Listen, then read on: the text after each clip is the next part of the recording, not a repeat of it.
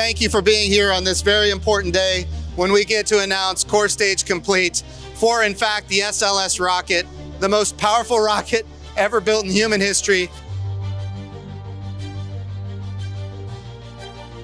When did you find out we were planning to go back to the moon? Is it embarrassing if I say I always thought we were going to go back to the moon? Well, I don't remember the actual date I heard about it, but I generally try and stay pretty plugged in. Going to conferences with him, and I remember the first debate was because they want to go to Mars, do we do the moon first and then go to Mars as kind of testing out our equipment? To shoot a movie, I'm sure, like 10 or 20 years in the future, somebody will want to do a movie on the moon. Because when movie budgets have a budget, there are like $1 billion. You can do a lot with $1 billion, even if you needed to go to the moon. And I'm sure, a movie actually shot on the moon. So what should they do so that you would know about it? Put on news and social media apps. And what do you think about it? I feel like it's going to be good. If you ever get a chance, look up a video of the water tower. It's just insane. I think it's the tallest, unnecessarily tallest water tower in the world is just going to be at our launch facility.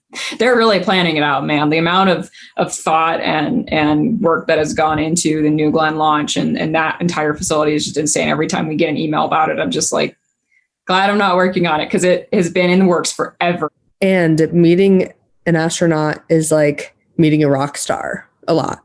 Like, a few decades ago when people came back from their Apollo missions, like they had parades for these people. So it suddenly gives someone like a new gravity.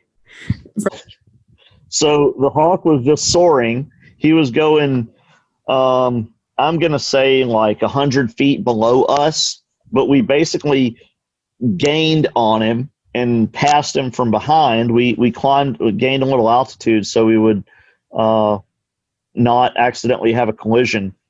And getting out of the Earth is the biggest part of it. Once you're on the kind of the gravitational saddle point, called Lagrange points, between the moon gravity well and the Earth gravity well, that's kind of the perfect spot to be for launching a low energy mission to Mars. It's not just NASA that sends people up into space now. So with it becoming more accessible through the likes of SpaceX, Richard Branson, etc., there is an entire subculture of individuals who live, eat, sleep, and breathe all things space. In the 19th century with prototypical batteries, and they were playing with recreating thunderstorms in a lab. They had no idea that one day that same thing would have powered overnight surgery. Some people say we have other bigger problems like the pandemic and climate change and things like that. That shouldn't be like the first thing they work on. They should work on the pandemic first. So that is where we will do vertical testing of the force. So anything that we'll need for like small level rapid testing, because it's much easier to take an engine horizontally and kind of lift it like 20 feet off the ground than it is to get a whole crane and put it on a big vertical test stand and take it off. That'll still happen in Texas, but all of the vertical testing that's going to go straight to a New Glenn rocket will happen at the Huntsville test site. Space exploration and global challenges. Like, it's like, if we go to space, then suddenly it's like we're not addressing all these things that we're facing right now. And that's just not it. Like, that's just not it. Like, we go to space for the benefit of life on Earth. And if we had worked steadily from the Apollo program on, we would definitely have cities on Mars by now. Because all the technology, all the science, that was all there. I can show you coherent plans for moon cities dating back to the late 70s.